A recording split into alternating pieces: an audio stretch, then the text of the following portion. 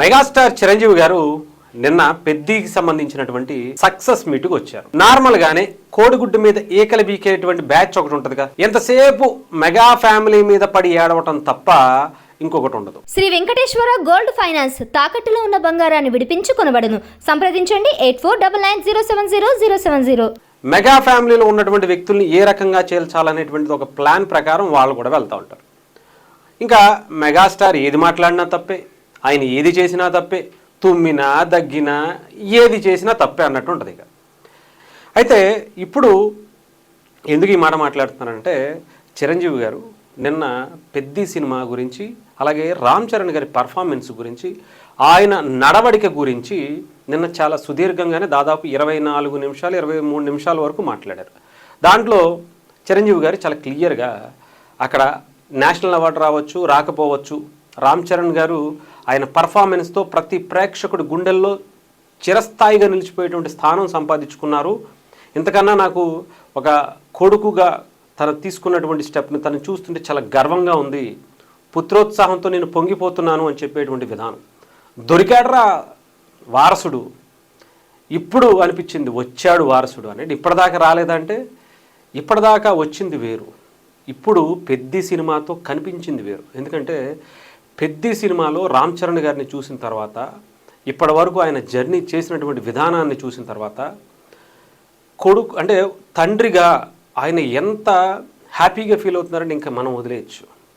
హ్యాపీగా నా కొడుకు ఇప్పటి వరకు నాకు చెడ్డ పేరు తీసుకొస్తాడా, కరెక్ట్గా వేగా వెళ్తాడా లేదా, ఒక మంచి ఆలోచనతో ఉంటాడా లేదా, ఏమన్నా ఇబ్బంది పడతాడా, ఏమన్నా తను ఇబ్బంది పడుతూ మనల్ని ఇబ్బంది పెడతాడా అనేటువంటి మీమాంసలో చాలామంది ఉంటారు, ఏ తండ్రి అయినా ఉంటారు.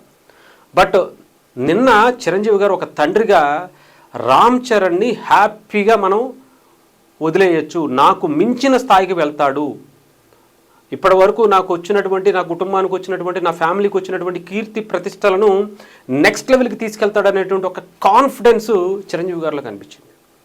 అది నిన్న ఆయన స్టేజ్ మీద మాట్లాడుతూ అవార్డు గురించి, ముఖ్యంగా నేషనల్ అవార్డు అనేది రావచ్చు రాకపోవచ్చు, దానికి వేరే దారులు ఉంటాయి అనేటువంటి మాటను అండర్లైన్ చేసుకుని కొంతమంది ఇంకొంటారు కదా, పేటీఎం బ్యాచ్ కావచ్చు, లేదంటే కొడుగుడ్డు మీద ఏకల పీకే బ్యాచ్ కావచ్చు, కొంతమంది వేరే వాళ్ళు కూడా అల్లు అర్జున్ని కంపేర్ చేస్తూనే ఆయన మాట్లాడేశారు. అల్లు అర్జున్ని ఆయన కించపరుస్తూ, అల్లు అర్జున్ కూడా ఇలా వేరే మార్గాల ద్వారా తెచ్చుకున్నాడని, అల్లు అర్జున్కి నేషనల్ అవార్డు రావటం ఇష్టం లేదని ఇష్టానుసారం ఎవరికి వాడు మాట్లాడేసుకుంటున్నారు. ఇంకొంతమంది అల్లు అర్జున్ ఫ్యాన్స్ కూడా కొంచెం చిన్న వయసు కదా, ఇంక ఇష్టానుసారం వాళ్ళు కూడా ఇదిగో మావాడికి వస్తే తట్టుకోలేకపోతున్నారు, వాళ్ళ అబ్బాయికి రాకపోతే ఇబ్బంది పడిపోతున్నారు, అది ఇదని చెప్పేసి మాట్లాడేస్తున్నారు. ఇక్కడ మీరు ఒకటి ఆలోచించుకోవాలి, మెగాస్టార్ చిరంజీవి అనేటువంటి ఒక వ్యక్తి సినిమా ఇండస్ట్రీలో ఉన్నటువంటి ఎంతోమందికి ఆయన ఇన్స్పిరేషన్, ఇన్క్లూడింగ్ అల్లు అర్జున్ గారితో సహా, వాళ్ళ తండ్రి అల్లు అరవింద్ గారితో సహా. మీరు ప్రత్యేకించి చెప్పాల్సిన అవసరంలా, ఆయన ఎన్నో సందర్భాలు చెప్పారు, ఇప్పుడు మళ్ళీ తీసుకొచ్చి దాని గురించి చెప్పాల్సిన అవసరంలా. పెద్ది గురించి కూడా అల్లు అర్జున్ మాట్లాడినటువంటి ట్వీట్ కూడా ఒకసారి చూడొచ్చు. వాళ్ళ కుటుంబంలో ఒక సాన్నిహిత్యం ఉంది, చిన్న చిన్న ప్రపంచాలు వచ్చి ఉండొచ్చు, ఇండివిజువల్గా ఎదగాలనేటువంటి ఒక ఇది కావచ్చు, తప్పులేదు. బట్ కాకపోతే చిరంజీవి గారిని ఆయన తగ్గించేశారు, చిరంజీవి గారిని ఆయన వదిలేశారు, చిరంజీవి గారు అంటే ఆయనకి ఇష్టం లేదని అల్లు అర్జున్ గారిని అనలేంగా. బట్ ఇక్కడ అవార్డు వచ్చినప్పుడు, అల్లు అర్జున్ గారికి అవార్డు వచ్చినప్పుడు, నేషనల్ అవార్డు వచ్చినప్పుడు స్వయాన చిరంజీవి గారు ట్వీట్ చేయటమే కాదు, ఇంటికి వెళ్ళి సత్కరించినటువంటి పరిస్థితి కనిపించింది. అలా ఇష్టం లేకపోతే ఎందుకు వెళ్తారు? ఎంతో చిన్న చిన్న సినిమాలకి కూడా ఆయన ఇప్పటికి ఎన్నో కొన్ని దశాబ్దాలుగా చిన్న హీరో అయినా, చిన్న క్యారెక్టర్ అయినా, చిన్న హీరో అయినా, చిన్న ప్రొడ్యూసర్ అయినా, ఎవరైనా సరే ఒక మంచి సక్సెస్ అందుకుంటే, వాళ్ళని ఒక మంచి క్యారెక్టర్ ఎలివేట్ అయింది, సక్సెస్ అయిందంటే వాళ్ళని పిలిచి, ఇంటికి పిలిచి సత్కరించి వాళ్ళకి అభినందనలు తెలియజేసి పంపిస్తారు. అంటే వీళ్ళందరినీ చూసి చిరంజీవి గారు మరి అలా అనుకునేటువంటి వ్యక్తి అయితే అసలు ఈ థాట్ ఎందుకు వస్తుంది చెప్పండి? వేరే మార్గాలు ఉంటాయి అంటే కొన్ని పారామీటర్స్ అనేవి నేషనల్ అవార్డుకు ఉంటాయి.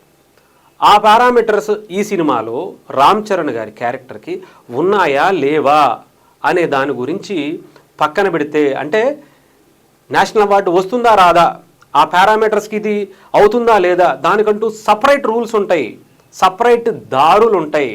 ఆ దానికి ఎలిజిబిలిటీ అవుతుందా లేదా అనే దాన్ని ఉదాహరిస్తూ మాట్లాడినటువంటి దాన్ని తప్ప ఇంకా మనం ఎంతసేపు కోడిగుడ్డు మీద ఈకలు బీకేటువంటి బ్యాచ్ ఉంటుంది చూసారా, వాళ్ళకి ఇంకా పని దొరికేసింది. ఇంకా మొదలెట్టేస్తారు. ఇంకా రేపటి నుంచి ఊర కుక్కలు పిచ్చి కుక్కలు మీద పడిపోయినట్టు పడిపోతుంటారు. చిరంజీవి గారికి ఇది అలవాటు అయిపోయింది, ఏది పడితే అది మాట్లాడేస్తారు. ఆయన అనుభవానికి, ఆయన మాట్లాడిన మాటలకి ఇంకెంతసేపు మనకి పచ్చకామెరలోడికి ఊరంతా పచ్చగానే ఉన్నట్టు ఇంకెంతసేపు ఆయన మీద ఏడవటమే తప్ప, మీరు ఎంత ఏడిస్తే ఆ కుటుంబం అంత ఎదుగుతుందిగా. కష్టాన్ని నమ్ముకున్నారు, ధర్మాన్ని నమ్ముకున్నారు, నిజాయితీని నమ్ముకున్నారు అని చెప్తున్నారు నేను చాలా క్లియర్గా. నేను కష్టాన్ని నమ్ముకున్నా, నా కొడుకు కూడా అదే కష్టాన్ని పడుతుంటే చూసి నేను బాధపడలా, హ్యాపీగా ఫీల్ అవుతున్నా అని చెప్పి ఆయన చెప్తుంటే భలే అనిపించింది. ఏదో సైడ్ అంటే షార్ట్ కట్స్లో రావడానికి నేను ఎప్పుడు ఎవరికి చెప్పలా, నా కుటుంబంలో చరణ్కి ఎప్పుడు చెప్పలా, కష్టాన్ని నమ్ముకో అని చెప్పి ఆయన చెప్పాను అని చెప్తున్నప్పుడు ఆ కష్టాన్ని పడి ఈరోజు ఎన్నో దెబ్బలు తిని సినిమా కోసం ఒళ్ళు హూనం చేసుకుని ఎన్నో ప్రాణం మీదకు వచ్చేటువంటి స్టంట్స్ చేసి ప్రజల్ని మెప్పించడం కోసం ఆయన చేసినటువంటి ఆ సాహసాలు ఇవన్నీ కూడా ప్రజలకు నచ్చాయి కాబట్టి 450 కోట్లు ఇచ్చారు. ఇంత బ్యాడ్ రివ్యూస్లో కొంతమంది అదే పనిగా కుట్రపూరితంగా సినిమాను ఆపాలనేటువంటి కుట్రలు చేస్తున్నప్పుడు కూడా ఇంత 450 కోట్ల కలెక్షన్స్ ఇంకా స్టిల్ రన్నింగ్లో ఉన్నాయి. స్టిల్ ఇంకా సినిమా థియేటర్లో ఆడుతూనే ఉంది, ఇంకా ప్రేక్షకులు వస్తూనే ఉన్నారు.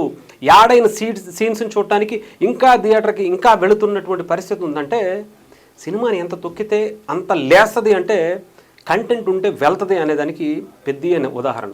సో ఎవరెన్నైనా అనుకోవచ్చు, బట్ అల్టిమేట్గా ఆ కుటుంబాలకు ఉండేటువంటిది వాళ్ళకు ఉంటుంది. అనవసరంగా చిన్నపిల్లలు అల్లు అర్జున్ గారి ఫ్యాన్స్ కొంతమంది, నేను అనేది తప్పుగా అంటలా, వాళ్ళకు ఉండేటువంటి సాన్నిహిత్యాన్ని అనవసరంగా మీరు గుమ్మడికాయల దొంగ ఎవరంటే భుజాన తడుకునేటువంటి పరిస్థితి చేయకండి. అర్థమైందా? అనవసరంగా మీరు ఒక కుటుంబంలా కలిసి ఉంటే ఒక్కడు టచ్ చేయాలన్నా, మీ వైపు చూడాలన్నా, మెగా ఫ్యామిలీ అని అంటే ఆ కాంపౌండ్ని వద్దురా బాబు అనుకునేటువంటి, టచ్ చేయకూడదురా బాబు, గెలకూడదురా బాబు అనుకునేటువంటి పరిస్థితి ఉంటుంది. కలిసి ఉండండి, మంచి ఇంపాక్ట్ క్రియేట్ చేయండి. సమాజంలో ఒక మంచి పేరుని ఆ కుటుంబానికి ఇప్పటికి వచ్చింది, దాన్ని పెంచండి తప్ప, కలిసి ఉండేటువంటి ఒక భావన తీసుకురండి తప్ప విడగొట్టేటువంటి ప్రయత్నాలు చేయకండి.